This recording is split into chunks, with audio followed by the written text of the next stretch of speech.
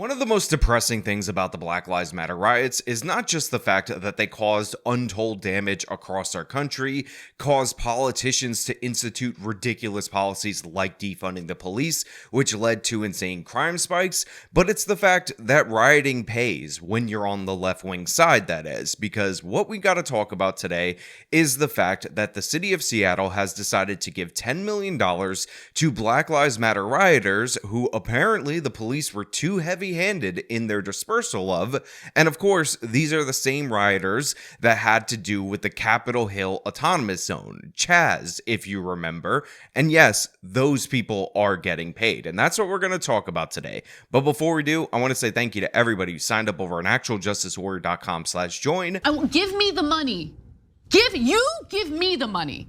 Okay. And thank you to the podcast listeners, Spotify, Apple, and Google's podcasting platform. So if you guys don't remember the Black Lives Matter riots of 2020, then God bless you, because this is a horrible stain on our country. We will not recover from this for years and years and years. But one of the things that you would still want to remember, even if you forgot anything else, is the Capitol Hill Autonomous Zone, when a bunch of people decided that they were going to declare themselves an independent country in an area of Seattle that was about 6 blocks. Now, of course, this was immediately a disaster. One of my favorite videos about the Capitol Hill Autonomous Zone is when they decided to have a farm. They wanted to grow gardens so that they could be self-sustaining and perpetuate their new nation on into the future. And of course, they decided that their farm, wink wink, was going to be grown on top of cardboard. Just somebody find a mistake. How to grab this.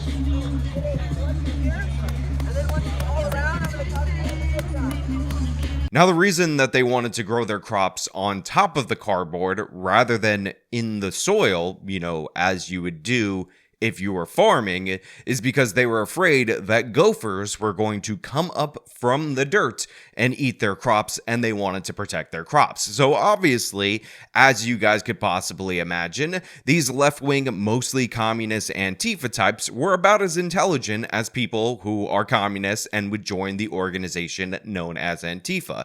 However, despite the fact that these insurrectionists declared themselves not a part of the United States anymore, despite the fact that they actually ended up killing people because they instituted their own police, which were warlords with guns who just fired immediately. And remember, the Black Lives Matter riots was supposedly about unjust uses of police force, which ultimately, by the way, ended up leading to the deaths of 2 teenagers, or the serious wounding of 1 teenager, and the death of another teenager who stole an SUV and drove it into this new burgeoning nation. These people still decided that it was appropriate to claim all of the privileges, protections, and immunities of United States citizens because, of course, they want to have it both ways. So, even though the mayor of Seattle called this the Summer of Love, even though she defended the rioters, denied the fact that they were dangerous, denied the fact that they were rioting. I think it shows a complete lack of understanding in why people are in the street.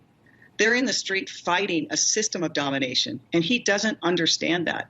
And his response is always one that's bellicose and militaristic, but he doesn't honor the military in that way either, as you've seen from the line of generals that have disputed him. So I think he says dominate because he totally does not understand what is happening in America, and he is desperately trying to start the old fights and the old divisions that put him in power in the first place. How long do you think Seattle in those few blocks looks like this?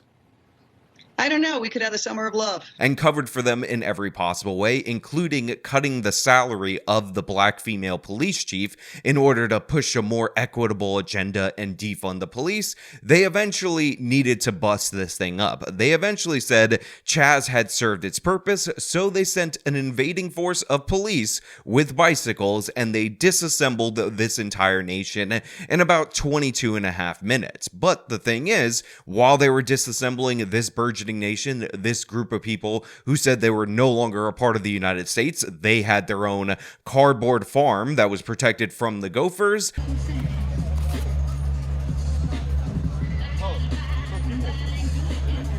Apparently, they violated the civil rights of these non-citizens, of these autonomous peoples, of these revolutionaries, and that has led to a lawsuit that has been in the courts since 2020, September of that year, and now they gave them $10 million rather than fighting the lawsuit. As the AP reports, Seattle has agreed to pay $10 million to 50 demonstrators who sued over the police department's so-called heavy-handed response to the so-called racial justice protests in 2020. The settlement was announced by attorneys from both sides. Now, I will point out that the Black Lives Matter riots were very destructive and very destructive in the city of Seattle. In fact, this very same police department that is now chucking money at these Black Lives Matter rioters actually had to abandon a precinct when they decided to take it over and create their new nation, and yet somehow these people's civil rights were being violated. Somehow the victims of this whole situation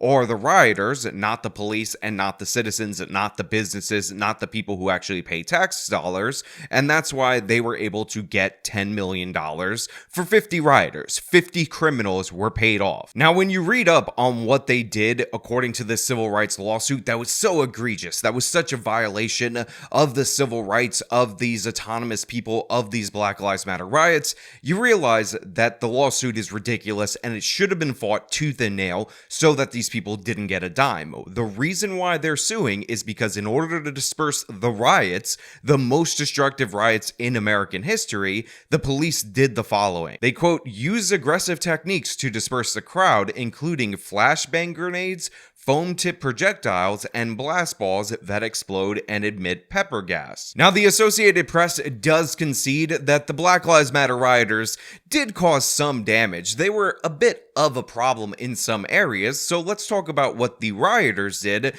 that may have led the police to have to disperse the rioting and use some of these non-lethal weapons that are not that big of a deal.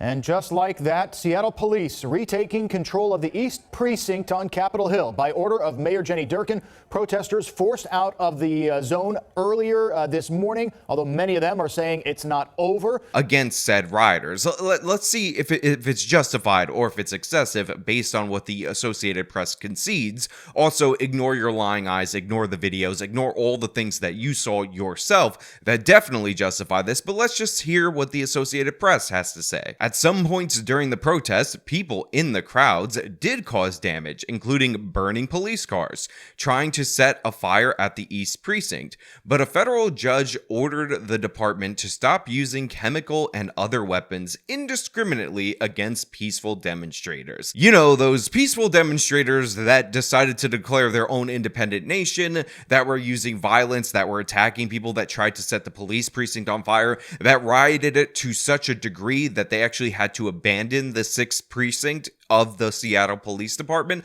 Those people were so peaceful, and a judge, of course, 9th Circuit, has to be the 9th Circuit, said you can't be indiscriminately targeting these rioters. How dare you use a pepper spray in order to disperse a crowd when that crowd is trying to set your police station on fire? That's their civil rights, don't you know? Now, the thing that actually made this lawsuit possible, the thing that made using tear gas no bueno in the city of Seattle, is that the woke, idiotic Seattle City Council voted unanimously to bar officers from using tear gas, pepper spray, and several other crowd control devices. Now, that ban was eventually overturned by a federal judge because it was ridiculous and absurd, but you can understand a city council that would order their legal team to pay out a settlement to Black Lives Matter rioters of $10 million, where they're coming from, when during the course of the riots, when things are getting chaotic, when it's getting destructive, they decided to destroy all the means that the police department could use against said rioters in order to disperse the crowd peacefully. So what they ended up doing was setting these police up for failure, setting them up for disaster, and setting up these Black Lives Matter rioters for this particular lawsuit. And that's really the thing I want you to take home about this, is that this is a pattern across this country. In the city of New York, Black Lives Matter rioters were paid a settlement. In the city city of Philadelphia, Black Lives Matter rioters were paid a settlement. And the reason I believe that this is happening, other than the fact that legal costs are extraordinarily high to fight against these cases, is because I think that these same Democrats, these same woke progressives that endorsed the Black Lives Matter rioters then, are trying to pay off those same activists, give them a bit of a reward, because their rioting, in their opinion, did their job and advanced their political causes. It gave them the impetus to pass their policy prescriptions. So paying off the people that you essentially allowed to riot in the first place is just completing the chain, the looting chain, because of course they were looting all the stores. Now they're just looting directly from the taxpayer. But even the Seattle legal team says that they just paid them because, they decided to pay them rather than fight it. City Attorney Ann Davidson said in a statement that the lawsuit had resulted in a significant drain on time and resources, and Seattle is not admitting liability in the settlement, which was signed Tuesday. Quote, "This decision was the best financial decision for the city considering the risk, cost, and insurance," Davidson said. Now, they also added that the trial would have went on for 3 months, so they had to give them $10 million in order to avoid that financial burden for the city. Of course, they're not factoring in that the Black Lives Matter rioters being paid after they committed rioting, after they destroyed the city, incentivizes them to do that again, to provoke the police, to get a response, to continually resist until they get a response. So they're actually setting the stage for more settlements, more money to be paid, rather than fighting this one on principle, which is one of the big major flaws I have with all these different cities, and corporations do this, by the way, settling these types of cases in order to avoid the legal costs. What they should do is institute a loser pays situation for this, where the lawyers who take up these ridiculous cases are on the hook financially for them, and that would be an effective deterrent against bringing frivolous cases like this, rather than you saying, well, your case honestly would have cost us a lot of money to fight, let's just give you $10 million. City of New York's going to give you over $10 million. Philadelphia is going to give you millions of dollars, because why would we bother to fight for our case when we could say, hey, look, we didn't even admit fault, we just gave Black Lives Matter rioters $10 million.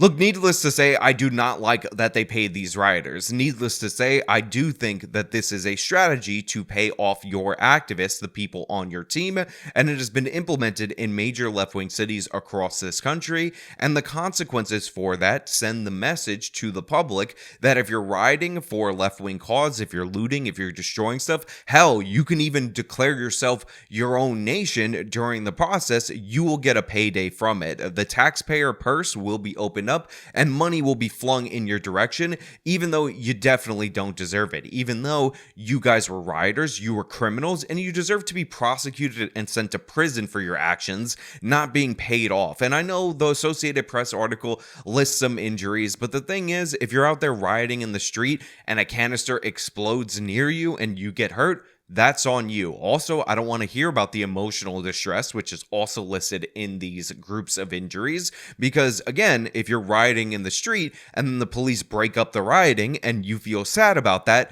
that is on you. You shouldn't get paid $10 million for that. But of course, that's what happened because we live in an insane world. Now look, as usual, those are my thoughts and opinions. They happen to be 100% right in every possible regard. But if you disagree with me, feel free to leave your wrong opinions down in the comments below. Now, as usual, if you like the video, you show them by leaving a like. You can subscribe for more content. You can follow me on all my social medias. They're linked in the description. This has been me talking about the Black Lives Matter rioters getting paid off yet again. Till next time.